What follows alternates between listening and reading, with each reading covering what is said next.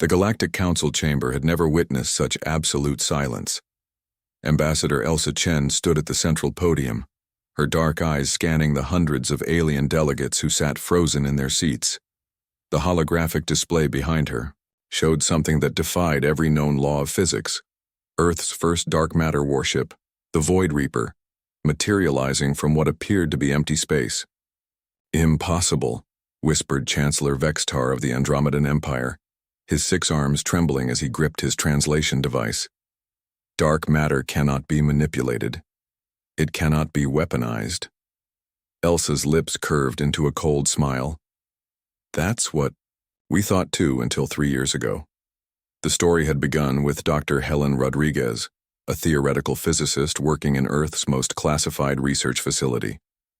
While the galaxy's greatest minds had spent millennia trying to understand dark matter's mysteries, Helen had approached it differently.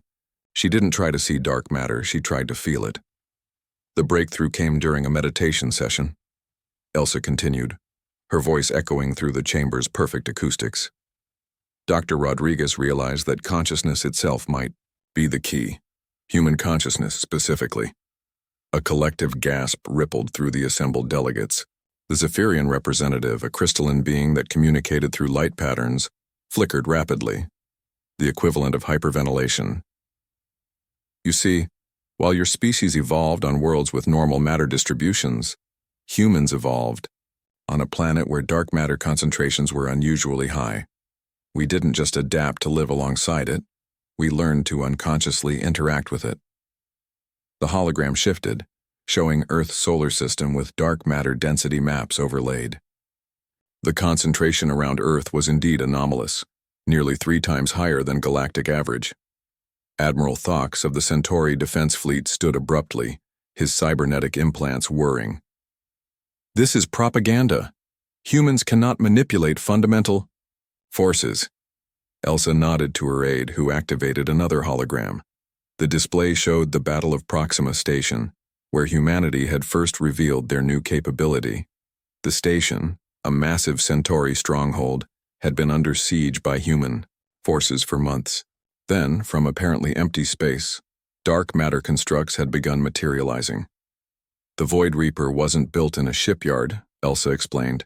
"It was woven from dark matter itself by a team of human consciousness pilots led by Dr. Rodriguez. Ships that exist in both our dimension and the dark matter realm simultaneously." The video showed the impossible. Weapons that fired concentrated dark matter beams, shields that redirected gravitational fields, and most terrifyingly, the ability to phase in and out of visible existence at will.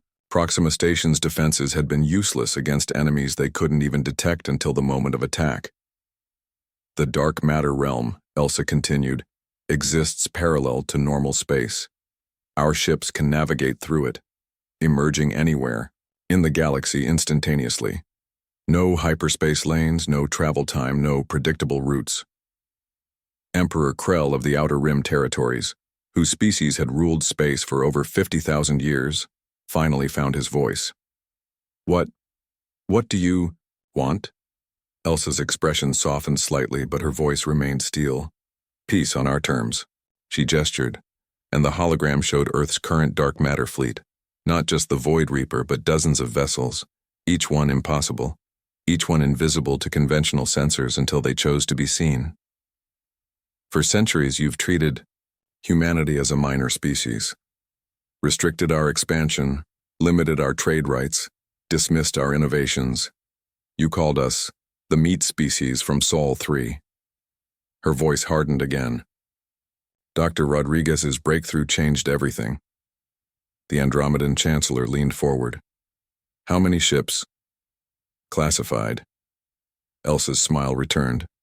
"But I can tell you that right now, there are dark matter vessels positioned within striking distance of every major world in this council. You can't see them, can't track them, can't stop them." The chamber erupted in panicked communications as delegates frantically contacted their homeworlds. The crystalline Zephyrian's light patterns became chaotic, while the Centauri admiral was shouting orders into his communicator. "However," Elsa raised her voice above the chaos, "we're not here to conquer. We're here to negotiate a new arrangement." The room gradually quieted as her words sank in. Humanity wants full membership in this council, with voting rights proportional to our population. We want unrestricted access to all trade routes and scientific exchanges. We want reparations for the centuries of discrimination. She paused. And we want acknowledgement that the age of dismissing human potential is over. Dr. Hilan Rodriguez watched the proceedings from Earth, her consciousness still partially linked to the dark matter vessels surrounding each council world. She could feel the fear radiating from the alien delegates, their technology useless against forces they couldn't comprehend. The breakthrough had come when she realized that human intuition, something aliens often mocked as primitive, was actually a form of quantum consciousness interface. Humans could feel dark matter because their brains had evolved to process information from multiple dimensional layers simultaneously. The galaxy thought we were weak because we relied on emotion and instinct, she murmured to her research team. They didn't realize those were our greatest strengths. Back in the council chamber, Emperor Krell stood slowly. And if we refuse these terms? Elsa's hologram shifted one final time, showing a tactical display of the galaxy with thousands of red dots, each representing a human dark matter vessel, positioned throughout known space. Then you'll discover why we named our first ship the Void Reaper, she said quietly. The choice is yours. Partnership with humanity, or a very different kind of future. The silence that followed was absolute. For the first time in galactic history, Earth held all the cards. The age of human underestimation was over. The age of human ascendancy had begun, and the galaxy would never be the same.